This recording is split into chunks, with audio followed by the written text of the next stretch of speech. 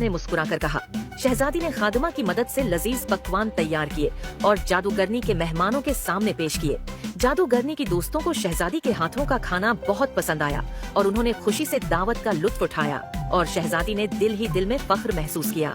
ये पहला मौका था जब उसने अपनी मेहनत से दूसरों को खुश किया था और यूं शहजादी घर के सारे काम करने लगी।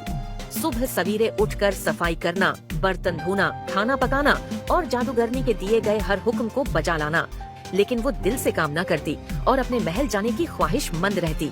एक दिन मिराल्डा ने इसे एक दरख्त के नीचे बैठे देखा और कहा, अगर तुम महल वापस जाना चाहती हो और अपने माँ बाप से मिलना चाहती हो तो तुम्हें ये सब दिल से करना होगा, न कि मजबूरी में। ये सुनकर शहजादी ने सोचा और फैसला किया कि वो सच्चे दिल से मेहनत करेगी। अब वो न सिर्फ अपने लिए काम करने लगी बल्कि मिराल्डा के घर की भी सफाई करने लगी। एक महीना गुजर गया। अब शहजादी पहले जैसी नहीं रही थी।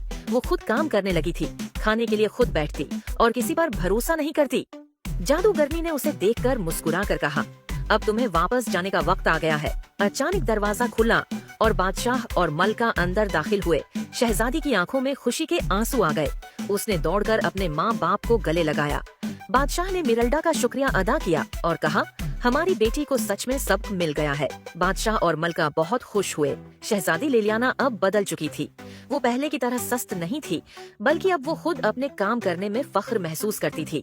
महल के लोग भी हैरान थे कि वही शहजादी जो एक कदम न चलती थी, अब खुद दूसरों की मदद कर रही थी। अस्सलामुअलैकुम। अगर आपको हमारी वीडियोस पसंद आए तो हमारे चैनल द फैमिली वॉल्ट को सब्सक्राइब करें और नई वीडियोस की अपडेट्स के लिए बेल आइकन जरूर दबाएं।